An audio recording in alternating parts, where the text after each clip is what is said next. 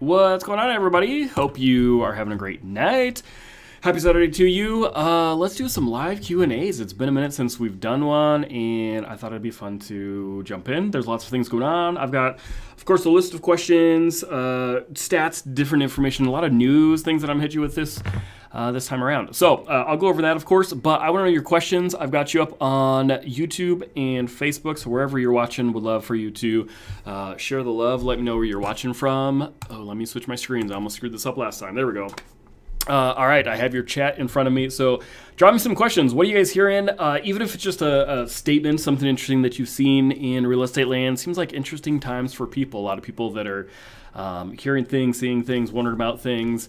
So much of my job has been like re-educating people that have learned or seen something on TikTok or something, from Florida or Seattle or whatever, and re-educating people if that's actually true for the local market. So that's been very interesting. What's going on, Snugs? I think you dropped me an emoji, and my computer won't show me your emoji, so apparently it's not working. It worked for me, which is funny, but thanks for watching. I appreciate you, my good friend. So let's talk.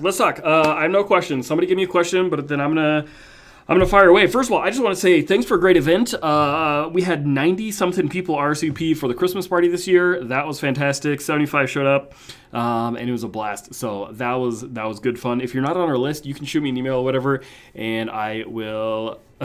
Haley, thank you, watching from Coon Rapids, my wife, biggest fan. But it was a great year and a great event. The numbers for this year, we're going to be at 24 units for the year and 9 million in volume, which is a new record for me for volume. It's not for units, but with rates and everything, the number of closings has pulled back. So that's been very, very interesting. So just want to say thank you for a great year, especially as I know a lot of my people will be watching this on YouTube specifically. For the local people that have no idea, I've been about 2 years now building a YouTube channel. Had a marketing guy doing it with me full time, and he was great. Got it launched, and then our specialty is basically people relocating to Minnesota. And so this whole channel is all about people moving to the Twin Cities. They're getting to know where to live, buying their first house, buying their next house, relocating for work, whatever it is. So that's been a huge part of it. So what was really fascinating this year was we had a bunch of our local friends and family pulled back, and they didn't make a move, but then we had a ton of new people coming in from YouTube from around the country. So I think we'll have I'll have 8 closings on the board for YouTube relo buyers specifically. So that's been a very, very cool year. All right, let's talk about some interesting stats. So if you've watched my market updates on the YouTube channel, we do some snippets from Home Free TC, their transaction coordinator company in the Twin Cities. And this is what they've been saying. So these are on the offers that they've been writing, which I found to be really, really interesting.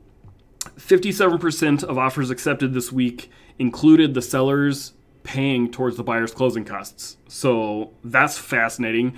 If you recall, maybe the middle of last year when things were just really, really at their peak, that was 0. I mean, I don't know what their exact stat, but it was like 6% or something crazy low.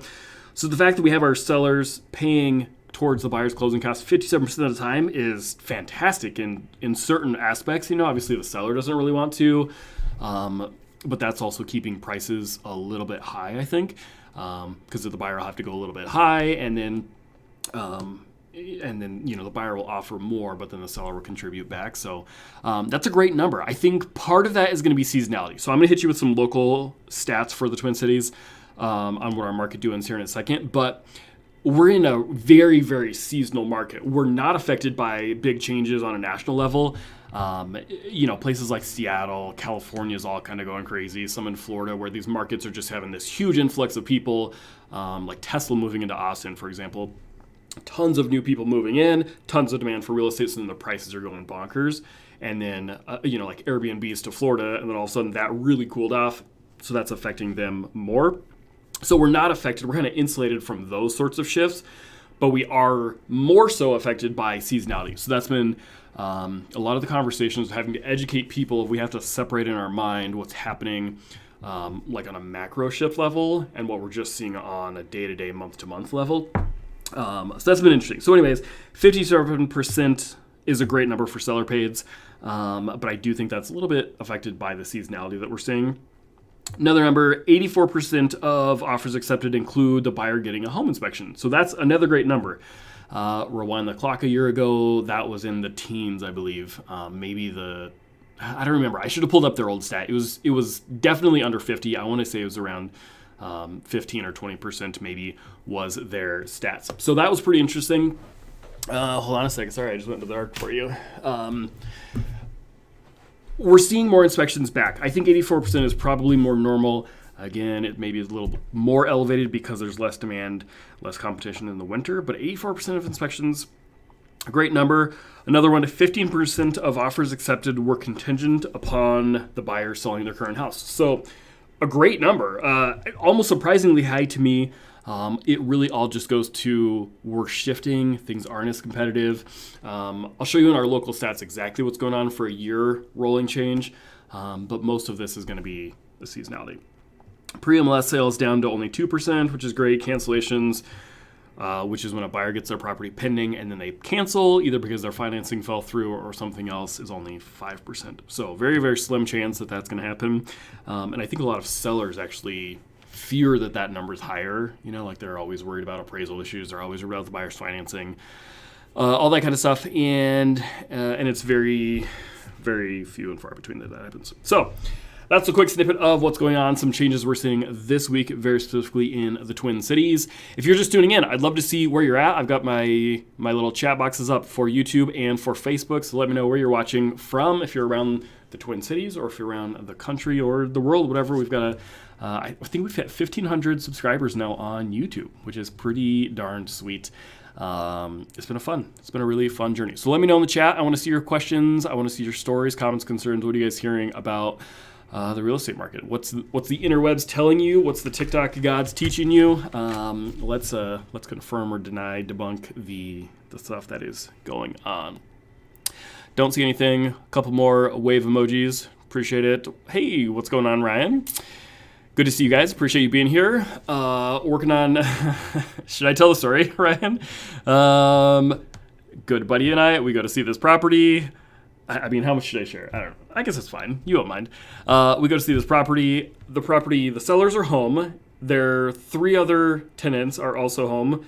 The place smells like pot. It smells like cigarettes super bad. It smells like every kind of pet you can think of. And it's like $50,000 overpriced. So we walk in, we're like, I don't know. So we'll see. Okay, good. He says, sure. It was a very interesting showing day today for us. That'll be a good memory one for us. Anyways, all right. If you guys have any questions, though, hit me. I've got my MLS stats pulled up, so if you want to know something specific, we can hit that one as well. Interesting news article I saw coming from NAR. That'd be the National Association of Realtors. 2021 stats. I thought this was fascinating. Apparently, the average agent in the U.S. sold 12 homes last year, which I knew was low. To be honest, I thought it was 16, so I don't know if that number went down. 12 homes sold last year, so I guess I'll be double that for this year. I should have 24, I think, closing this year. Also, apparently, as of June 30th of this year, 92% of licensed agents have sold 3 homes or less in the U.S. That is bonkers to me. The problem with our industry is there's such a low bar of entry that so many people can just get licensed and just get into business. But that's pretty crazy. I don't want to totally give away spoilers for my predictions, which we'll talk about towards the end. But I think one of the things that we're going to be seeing, not necessarily in the real estate market, but in the real estate industry, as far as real estate agents goes, I think you're going to see a whole lot more emphasis on the right agent and not the cheap agent, and people not hiring somebody just because they know a guy that's got their license or something like that, but truly the agent that has the best marketing plan to ensure the home gets sold for the most money. Like, that's going to be the agent that gets hired. There was another stat I tried to pull up for you, but I couldn't find it, but they were saying something like, I don't remember, 2 million, 4 million, some crazy high number of people that are currently licensed agents that they're expecting to get out of the business within the next year because of the market shifting. So that was pretty fascinating. I mean, if 92% of agents sold 3 homes or less in the first half of this year, I could see it, but that was fascinating. I will say this. I mean, if you're on my channel, I would assume you'd probably call me, but I will say I think there's going to be more of a importance for people of not just hiring their random person that they know, but really hiring an agent that they think is going to do a great job, that they're really confident in, knows the market, knows marketing, knows how to handle negotiating and buying and selling and what's going on. So you're in a good spot. Stick around and we'll go there. All right, let's talk about some of those. Do I have any questions? You guys are very quiet tonight, even though there's a handful of you in the chat. So chime in if you're on YouTube or if you're on Facebook, want to know where you're watching from. And what's on your mind? What's going on? Give me some questions. I mean, you guys usually hit me some zingers. You guys got to like warm up, I've noticed. Usually 15, 20 minutes in, then all of a sudden, things start snowballing and then you start giving me some good questions. Let's talk about builder incentives. So I've seen this one a bunch. I don't know if you guys have seen this. Maybe let me know in the chat if you guys have seen different incentives from builders. It's good news and it's bad news. First of all, they previously couldn't build homes fast enough. We were selling them. I'm like going to my builder rep friends. I'm like, hey, I got a client. They need this house. Here's their budget. Here's what we're looking for. I'm looking for an Adams floor plan. Where do you got it, right? And they wouldn't sell them to us until they got to a specific point, right? And we were always pushing that and trying to get as soon as something would become available. We're actually seeing the opposite a little bit now. We're seeing considerably more homes that are already built, they're planted, they're started, they're ready to go. We can make an offer on them, and we're seeing more options of them. I think that's two things, which is going to be the theme, but it's seasonality, but it's also a macro shift happening. Maybe we're getting a little post-pandemic, past some of the supply chain issues. They're actually able to get the materials and stuff like that. I think there's still quite a bit of labor shortage issue. From what I'm seeing, I think something just said there was like 11 million open jobs that they can't fill right now. So we do see that bottlenecking, but also just with demand pulling back a little bit, that's actually really, really helping buyers that are trying to get into homes. They're throttling the prices. I've seen quite a number of them that are coming down on their prices. As the market shifts, you're going to notice the higher end and specifically new construction gets affected faster than just your average regular seller. And so because of that, I love seeing the builder incentives, not just for that property or that buyer, but because it indicates the market is shifting and the climate's kind of cooling off. And so I'm a huge fan of that. One of my favorite builders, D.R. Horton, who I love, but I also give a lot of crap to because they couldn't get us refrigerators, right? And I'm like, nah, you couldn't get us refrigerators, or you were just being cheap and didn't want to have to give a refrigerator with a fridge, with a house. But anyways, they have fridges now. All of a sudden, like, oh, the market shifted, you can't sell your houses. Now all of a sudden they're like motivated to get everything they can done to get the buyer in the house. So it was kind of funny. Maybe that's an indication of the market shifting. But anyhow, I am seeing more incentives. It's also, besides kind of the macro shifts and the seasonality, we're also in this perfect little bubble where it's the year end. And so a lot of them I had been seeing, it's kind of stopped now, but they were all like closed by, December 31st, and we'll give you $10,000 extra towards, upgrades or something like that. Those are kind of cooling off a little bit, but if you watch, it was really fascinating. I think maybe it was MI Homes I seen. We get all these emails from them, whatever, and they had one that was like, if you close by, I think it was March 31st, right? Because they all go in quarters, and so if you can kind of watch what they're doing, it's usually going to correspond to a year-end sale kind of thing. Because they're all publicly traded companies, they're all just trying to pad their bottom lines and make their numbers look good for investors and blah, blah, blah, So that is good. So the question with builders, and really why I bring it up, does that all of a sudden mean, oh, look, they're desperate, they can't sell a home? No, not really. It means they finally have some supply that they can actually offer. We're getting back to more normalcy with working with those builders, specifically spec builders I'm talking. And then it's also seasonality, and then it's also year end. And so that's why you're seeing a lot more of that stuff probably on your feeds and on TV and on whatever. So I'm a huge fan of that. I would love to see that. Hey, we got our first question. What type of housing is seeing the largest shift in decreasing values? Okay, cool. I should just go to the numbers for you, and I'll show you what I am seeing. What type of housing is seeing the largest shift in decreasing values? Ryan, are you talking single family versus townhome housing, or are we talking like new construction versus resale? Is there a specific direction you want me to go? But I will hit you with that. Let's start with this. So in your question, you said, which is seeing the largest shift in decreasing values? First of all, you have to be aware of the fact that values aren't going down on a rolling annual basis, okay? Currently, I have it up right here. Let me just pull up our numbers. I'm going to share my screen at you. Here we go. There we go. All right. Median sale price numbers. We are up 7.1% for the last 12 months. We're currently at 360,000 that's median number. Here's our average. Average number is up 8%. So to be clear, prices haven't gone down at all. They're up 8%.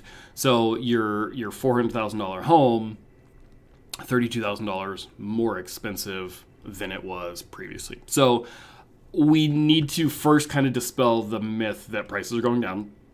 The reason is, and I'm going to switch this from a rolling 12 months to the monthly number, and you probably can't read all these. It's honestly just fine. And then let me pull this out. This might be, oh yeah, it's not too bad. Okay, this is your rolling 12-month number. Now, or excuse me, this is your month-to-month change. The reason people are saying prices are coming down is because of this right here, okay? And what you're seeing at is the bottom of these valleys are January's, typically the winter months, and then the peak is the most hot, summer, June, July, August type of months. We are seeing those numbers come down. We've come down about 7% since the peak of this year, which was June. And that's very, very normal. To circle back to your question, let me see, so I can see right here. Let's see, and I'll tell you right now. I'm going to flip this back. We'll keep it. So this is just townhomes, and maybe we'll have to do some math. You can see my calculator too. 3, so I'm going to just do some rough math, divided by 309. So that one's down about 3%. Excuse me. Yep, down about 3%, which is interesting. That's a significantly less than I would have expected. And then 488, 450, call it 427. And then that's almost 7. So to answer your question, single family is seeing price drops considerably more so than the townhouse condo market. And I did lump both of those together. I didn't actually even see this was, I can do townhome, condo, or individually. So I did both. So to answer your question, single family is much more up and down, and then condo is less. This is actually kind of a fascinating question too, because if you look at this graph, this kind of communicates to me that it's also less subject to seasonality, right? So the valleys and the peaks are a lot less in there. So I don't know if I've ever been asked this question before, but townhomes and condos apparently are less affected by seasonal changes in both senses, and also less just overall. So that's pretty fascinating. There we go. Let's can I resolve this 12 months since we're on the topic? Okay, but over the last 12 months, it's actually been the exact same number: single family versus townhouse condo. Townhome condo. This is fascinating. Okay, who's the one that told me townhomes don't appreciate at the same value? So this is phenomenal. I had a client tell me that recently, and I was like, nah, I don't think so. All right, look at this. Over the last 12 months, townhomes in the Twin Cities have gone up 9.9%. Single families have gone up 8%. So they actually appreciated almost 2% more, or 25% more than single families. That's pretty fascinating. I was not really aware there was a difference. I'd never really noticed too significant of a difference. It's very possible that it's because the price point is lower. What is this? $140,000 lower average price point. So I think that's probably more to do with it. But a very interesting question. Thank you. Appreciate it.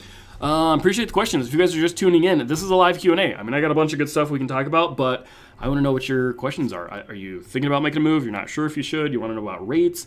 Whatever you guys want to talk about, I'm here for you. Late night vibing on Saturday night. So that's like a Sam Hunt song right there. Okay, why don't we talk about local stats? That was actually next on my list anyhow, and since you guys have that up, here's what I like to keep coming back to for everything. And this is, should I make this bigger for you? There you go.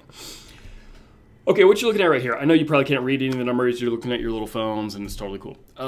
On this graph, this is going back 15 years, and this is 10 years. Sorry, I have the 10-year graph up. Here we go. Here's the max, which is 17 years. What you're looking at basically is the last boom and bust. This is kind of when everything started to tank in a way. It was right over in here, 2006, 7, 8. And then everything has been shifting since then. The lower on this graph is, the more of a seller's market we're in. The higher we are, the more of a buyer's market. And essentially, for all intents and purposes, right in the middle would be balance, 4 to 6 months. As you can see, we're still insanely low. So I've had a number of people that are like, well, the number of new listings is on, the demand's down, blah, blah, blah rates, right? That's true. However, we got to keep some perspective. we had the third lowest month supply, the third most seller favored market that we've had in history, right? In record history, at least as far as I can go back. So are things changing? The answer is yes. As you see on this little graph, that little graph is starting to go up. So that's the main indicator of things are swinging back to being more balanced. However, from the lowest where we were at 1.1, we're now all the way up to 1.4 month supply. Again, that 1.4, that should be between 4 to 6, let's call it 5, to be balanced. We're still a fraction of that to get anywhere close to being a balanced market. So this is, again, a rolling average. This is the rolling 12 months. I don't know if I've recently looked at the month to month. Yeah, basically no change. Yeah, that is actually pretty funny. So this typically goes down towards those months, and we actually haven't even gone down as much as we would have, what I have expected. So there's not really a micro shift, a micro cliff that we've fallen off. There's not really a macro cliff that we've fallen off of. And so people got to just keep a level head and keep an accurate perspective on the market. The market is definitely easing up. If we pull this, let's pull back to like 5. This is that's a little skewed. Okay. Here's a 10-year graph for you to give you some perspective. Even with that 5, this is all of what we were used to, is kind of just the dog days of a gazillion offers on every property. If you want to see it, you got to get out there and offer, your firstborn child to even get into the property. Those days are gone, I would say, for at least the time being. It's not nearly as competitive, but primarily that's seasonality, okay? I've said it a million times. Winter is by far, literally right now, like December is my favorite time of the whole year for buyers. If you're not selling your home and you're just buying, phenomenal time right now, just simply because that's what it does every year, month supply. On the flip side, the summer is always the best if you're only selling and you're not buying too, right? Capitalize on kind of those March, April, May months. That's when everybody gets out. They're all kind of got cabin fever. They're stuck inside. They've been scrolling Zillow. They're sick of their house that they've been stuck in over the winter or whatever. And then all of a sudden the weather kind of gets a little bit nicer. And, like February 1st, things start to take off. So if you're only selling, you can capitalize on that market. That would be the ideal time of year. I don't know, call it April maybe. If you're doing both, in a way, it doesn't matter. It doesn't matter because you're going to be helped on one side and hurt on the other side, and it's sort of a wash in that sense. If you have more of a priority for one or the other, if you have a more difficult specific criteria you're trying to buy for, then maybe you can err on the side of buying towards the winter months.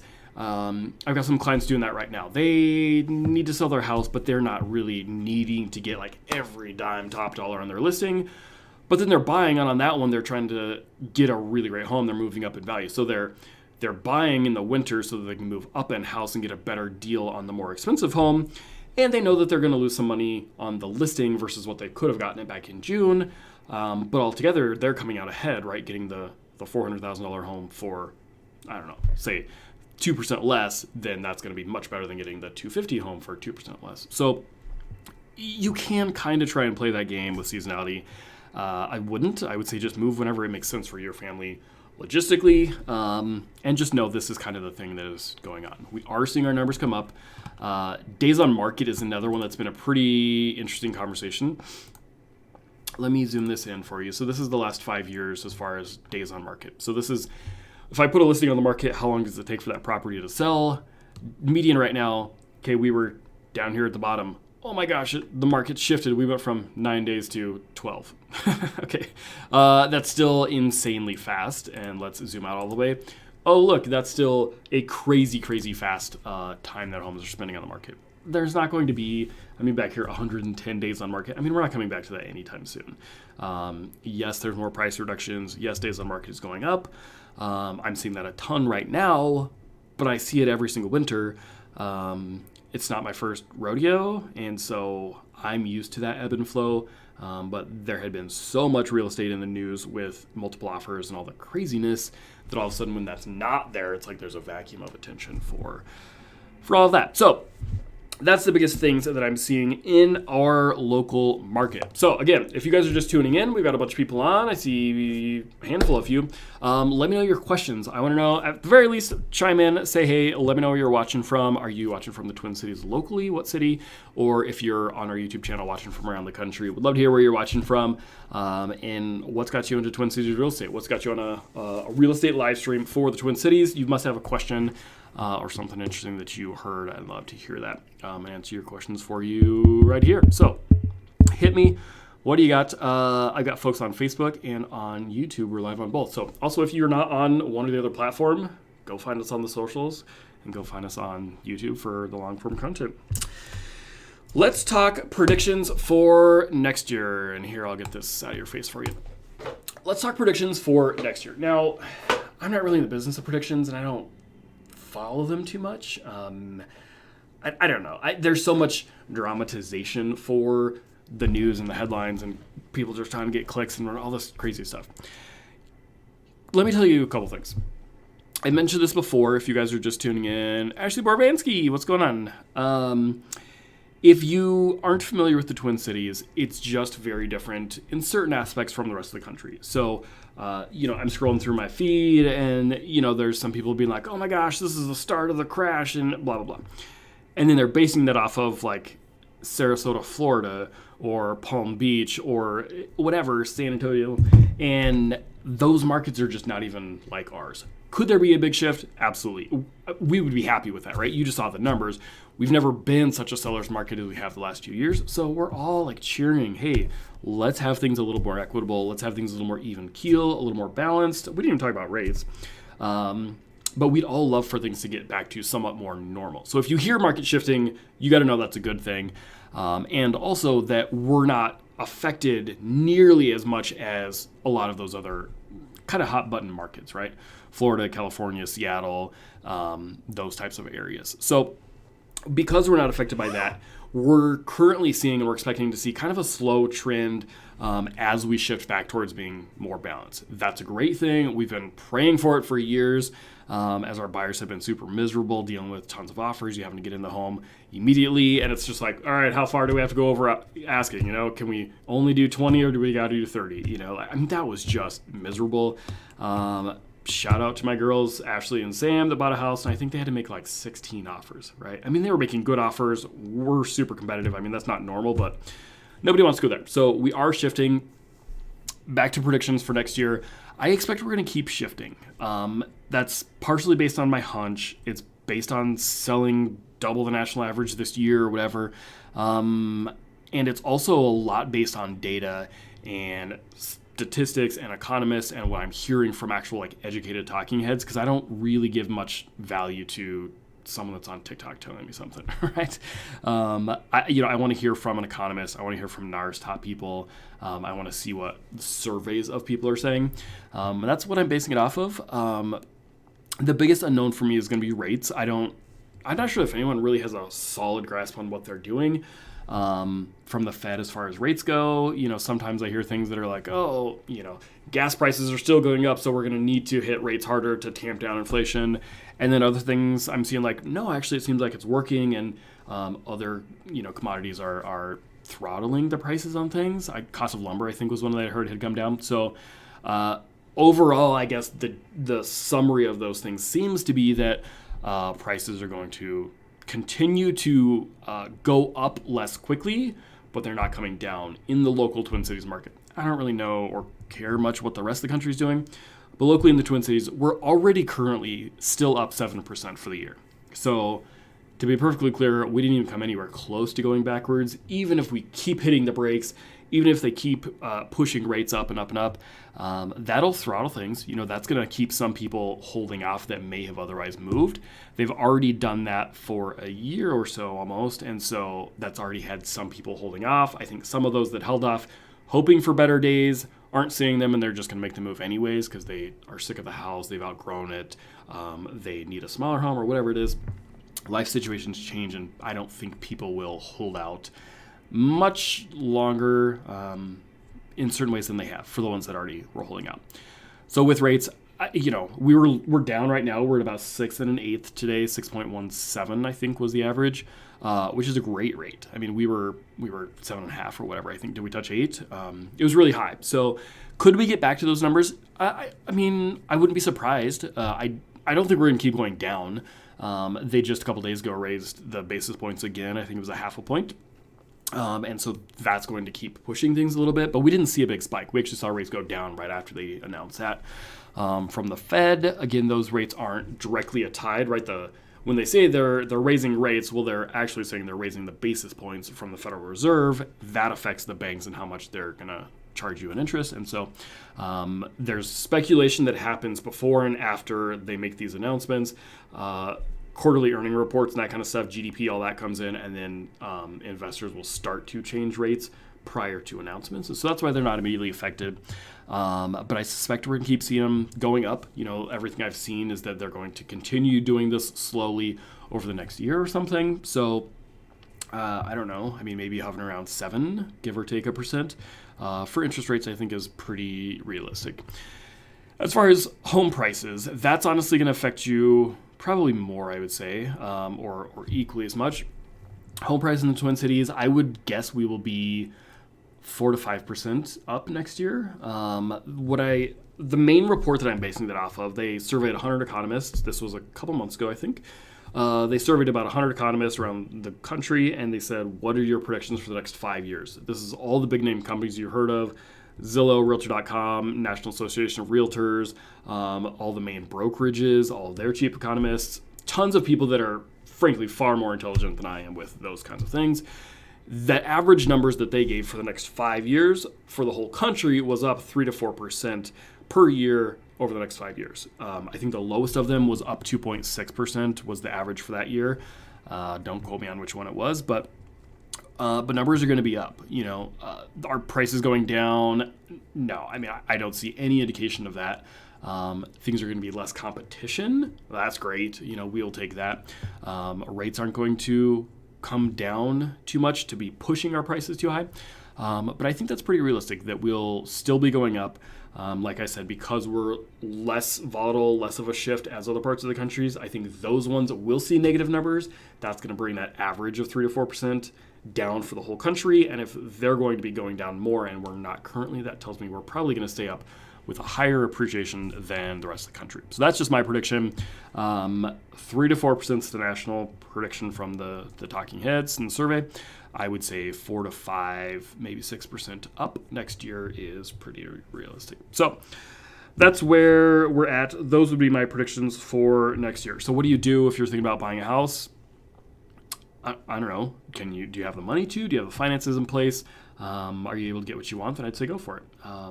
Are you gonna the only people that make me nervous are the ones that are thinking they're gonna just wait until prices come down, because that doesn't really happen unless you buy during the winter months. Okay, again, prices are highest in the summer. We were up 14%. Now we're down 7%, so we're positive 7%. Sure, if you're on the fence about something and it doesn't matter to you, then if you'd rather buy in the winter than the summer, cool. Save yourself some money. You can definitely do that. If you're buying and selling, it's a wash anyways, because you're going to make less and sell for less, buy less. But other than that, I don't tell people to time the market pretty much ever. Do it when the time is right for your family. If you want to buy, you want to sell. Think about what's right for your family more than trying to game the market. That's my 2 cents. So that's my list, guys. That's what I had tonight. Give me some more questions. It's been very quiet tonight. What are y'all doing? Are you like in hibernation? Normally they're like duking it out about different cities. We're going to talk about where to live in the Twin Cities. That's actually my least favorite question, but you can ask me. We can go down that rabbit hole. Mostly locals, it looks like, are on tonight. Where's my YouTube people? 1,500 subscribers by now. What are you guys doing? Why are you being so quiet? Would love to chat. Would love to hear your stories. Oh, that reminds me. I have a client testimony video that we recorded and edited. I got to post that for you. That was a very fun one for a couple of my favorite Californians that came here. What's up with California? All of you are calling me from California. But I love it. I love it. Probably, if I had to guess, I'd say we've probably gotten 30 inquiries coming from YouTube, people moving to the Twin Cities this year. So it's been a fun year. No questions, no comments, concerns, anything else going on in the chat. What are you guys doing for Christmas? I mean, somebody talk to me. It's like never been so quiet on a live stream before. Would love to answer some questions for you before we sign off, but maybe it'll be an early late night then, I guess. Well, I appreciate you guys. I really do. Like I said, it's been a banger of a year. 9 million volume is really cool. My goal is 10, so we didn't quite get there. Freaking rates slowed things down for us, but it's been a great year, and I really appreciate all of you. So thank you so much. With no further ado, no questions, I think I'm going to sign off for you, but I appreciate you being here. Appreciate you sharing, spreading the word, spreading my name, and I will see you next time, okay? See you guys. Have a great night.